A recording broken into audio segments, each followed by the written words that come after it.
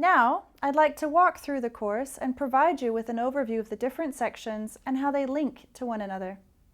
To start with, it is important to highlight that even though this course is aimed primarily at child protection practitioners who work internationally in humanitarian settings, it is also designed for those who want to learn more about or perhaps start working in the sector. For those of you new to the field of international humanitarian child protection, we have included optional material in this section called Introduction to Humanitarian Child Protection that we strongly recommend you review. This material covers what child protection is and what approaches are key to humanitarian child protection work. If you are a humanitarian child protection practitioner, you are of course also welcome to review these materials, or you may just choose to skip ahead to the next section.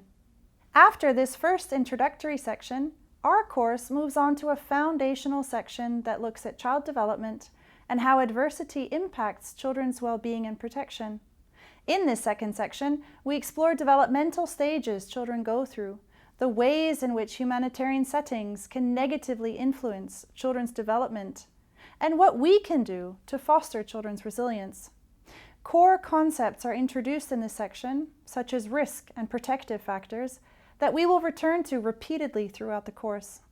Building on this foundational section, we delve deeper into understanding how children's social environments at different levels, including the family, the community, and societal levels, influence their development, their experience of adversity, and their resilience. In thinking about how children are impacted in humanitarian settings and what helps them buffer the negative effects of adversity, it is valuable to use a socio-ecological model.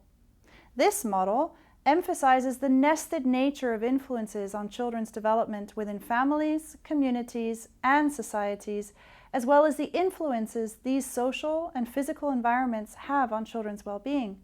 Starting with a focus on children themselves, we explore ways in which the promotion of children's agency and meaningful participation can foster children's resilience.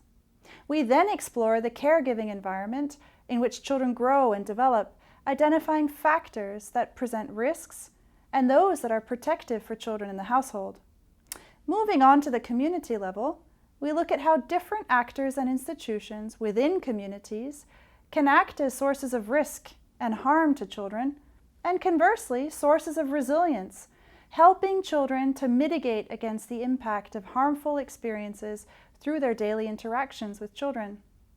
With a view to the societal level, we explore how social norms and policy-level decisions can have both positive and negative effects on children's well-being in humanitarian settings.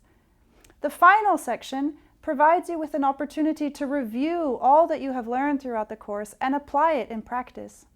In this section, you will be invited, through a concluding reflective assignment, to identify opportunities for using the learning presented throughout the course from science and practice to enrich current child protection approaches in humanitarian settings. The complexity and diversity of humanitarian crises demand that we, as practitioners, adopt a learning-oriented approach that aims to steadily improve our practice of child protection in humanitarian settings. The foundations of the learning-oriented approach are humility and openness. Through collective dialogue, we learn from each other about what has worked, what is working suitably but perhaps not optimally, and what is working poorly and really needs to be reconsidered. In fact, this course includes multiple reflection points that invite co-learning amongst participants.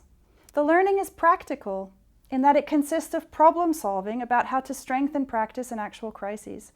At every turn, we become better practitioners if we remember that we have so much to learn, take a self-critical approach, and remain receptive to new approaches that can subsequently be tested systematically and used to strengthen the supports for vulnerable children.